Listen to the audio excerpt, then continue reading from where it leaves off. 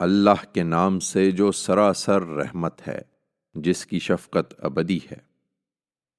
انہیں پڑھ کر سناؤ اے پیغمبر اپنے اس پروردگار کے نام سے جس نے پیدا کیا ہے، جمے ہوئے خون جیسے ایک لوتھڑے سے انسان کو پیدا کیا ہے۔ انہیں پڑھ کر سناؤ، اور حقیقت یہ ہے کہ تمہارا پروردگار بڑا ہی کریم ہے، جس نے قلم کے ذریعے سے یہ قرآن سکھایا، انسان کو اس میں وہ علم دیا جسے وہ نہیں جانتا تھا۔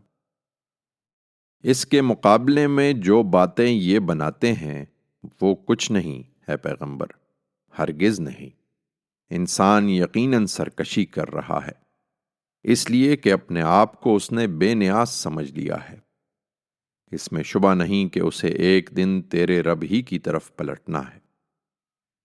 تم نے دیکھا اسے جو خدا کے ایک بندے کو روکتا ہے جب وہ نماز پڑھتا ہے؟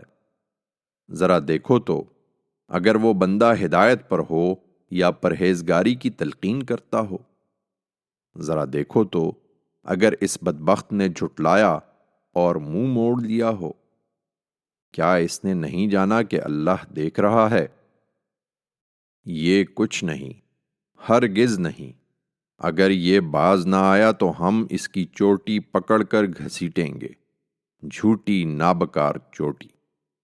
پھر وہ بلا لے اپنے ہم نشیں، ہم اپنے سرہنگ بلاتے ہیں۔ ہرگز نہیں، تم اس کی بات پر ہرگز دھیان نہ دو، اور سجدہ ریز رہو اور اس طرح میرے قریب ہو جاؤ۔ سامعین، روایت کے مطابق اس آیت پر نبی کریم صلی اللہ علیہ وسلم نے سجدہ فرمایا تھا۔